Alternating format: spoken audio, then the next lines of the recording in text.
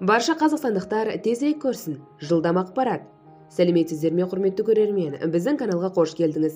Әлемде және Қазақстанда болып жатқан маңызды және шұғыл жаңалықтарды арнамыздан бақылап отырыңыз.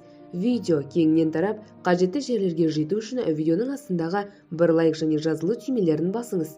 Бізге қосылыңыздар. Біз сізге ең жақсысын жеткізуді жалғастырамыз. Ендеше бастадық.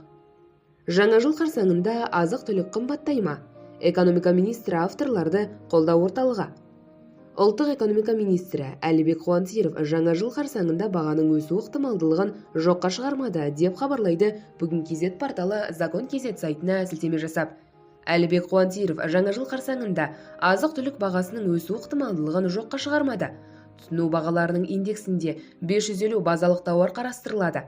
Мандарин сынды жемістер әрине оған кірмейді. Жұмыртқа, белсенді тұтыныстағы тауқым.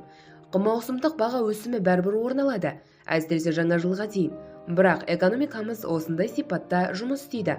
Одан кейін бағалар тұрақтанады деп үміттенеміз, деп атап өтті ұлттық экономика министрі. 15 желтоқсанда сауда министрі Арман Жаққалиев Қазақстанда әлеуметтік маңызы бар азық-түлік өнімдері бойынша баға индексінде өзгерістер жоқ екенін мәлімдеді. Видеомыз кеңінен таралу үшін және де қажетті жерлерге жету үшін видеомызға лайк басып, жақындарыңызға таратуды ұмытпаңыз. Жақсылықты тарату, оны жасаумен тең екенін ұмытпайық.